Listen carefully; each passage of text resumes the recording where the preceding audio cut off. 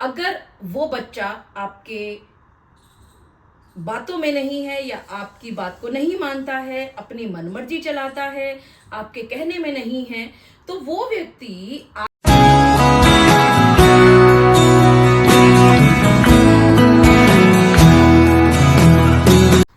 मुझसे मेरे एक सब्सक्राइबर ने पूछा है कि उसकी और उसकी पत्नी का घरेलू विवाद चल रहा है और उस विवाद के चलते उसको आशंका है कि उसकी पत्नी उसके ऊपर ढेर सारे केसों की बौछार करने वाली है। तो क्या ऐसी स्थिति में वो खुद को बेदखल दिखा सकता है और क्या उसका कुछ फायदा होगा भी या नहीं होगा? जी हाँ, आप सभी ने बिल्कुल ठीक समझा। इसी तरह के विचार आप सभी के दिमाग में भी आते हैं कि क्यों ना खुद को ही बेदखल दिखा दिया जाए और उसका फायदा कोर्ट में उठाया जाए। बातों आज के इस वीडियो में इन्हीं सब छोटी छोटी बातों पर चर्चा करेंगे। मैं एडवोकेट मोहिनी मोना आप सभी का पुनः स्वागत करती हूँ और आप सभी देख रहे हैं आप सभी का पसंदीदा चैनल मोहिनी मोना एडवोकेट। अगर आपने मेरे इस चैनल को अभी तक सब्सक्राइब ना किया हो या आप मेरे इस चैनल के लिए नए हैं तो इसको जल्दी से जल्दी सब्सक्राइब कर दीजिएगा ताकि आपको इसी तरह के लीगल इन्फॉर्मेटिव वीडियोस की नोटिफिकेशन सबसे पहले मिल सके। अब सबसे पहले समझते हैं कि बेदखल करने का अर्थ क्या होता है। आप पति हैं और आपके माता और पिता हैं। जो भी प्रॉपर्टी है घर में, मान लेते हैं कि वो आपके पिताजी के नाम पर है।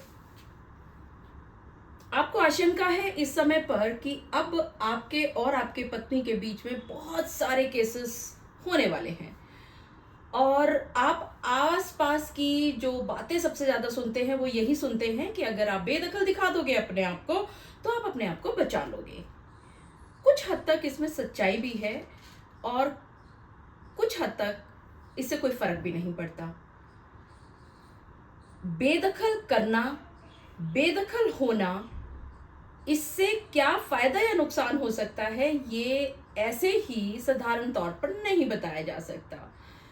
कुछ केसेस में फायदा हो सकता है, कुछ केसेस में नुकसान भी हो सकता है। ये डिपेंड करेगा कि किन परिस्थितियों में आपके और आपके माता पिता के संबंध चल रहे हैं। आप पहले से अलग रह रहे हैं अपने माता पिता से या अपने माता पिता के साथ रह रहे हैं, आप इकलौते लड़के हैं या आप 3-4 भाई हैं। यानी इस तरह की सारी चीजें और पीछे का इतिहास भी थोड़ा सा खंगाला जाता है कोर्ट के द्वारा कि बेदखल करना वाकई में बेदखल हुआ है व्यक्ति या सिर्फ कोर्ट को बहकाने के लिए झूठी बात अपनी सच्ची दिखाने के लिए बेदखल दिखाया गया है। असल में वो बेदखल हुआ ही नहीं है।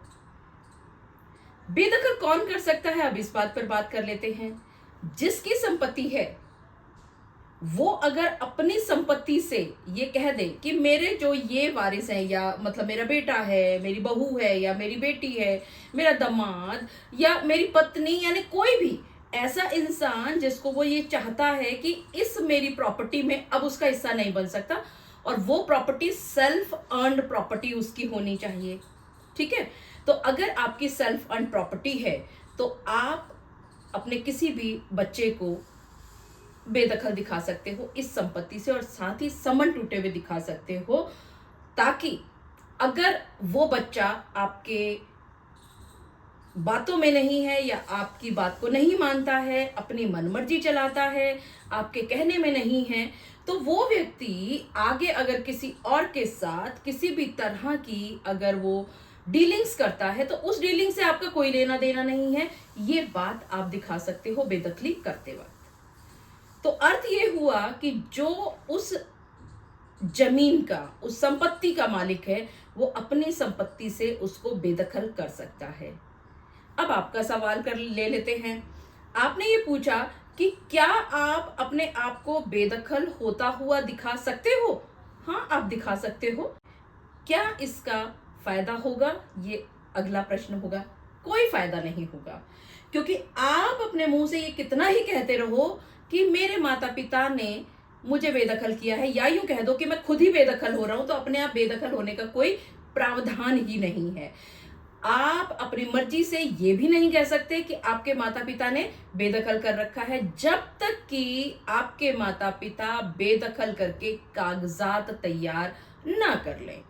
मुझे लगता है कि आज के इस वीडियो के माध्यम से आपको ये बात अच्छी तरह से पता चल गई होगी कि खुद को बेदखल आप नहीं कर सकते हैं, बल्कि जो संपत्ति का मालिक है वो आपको उस संपत्ति के अधिकारों से बेदखल कर सकता है।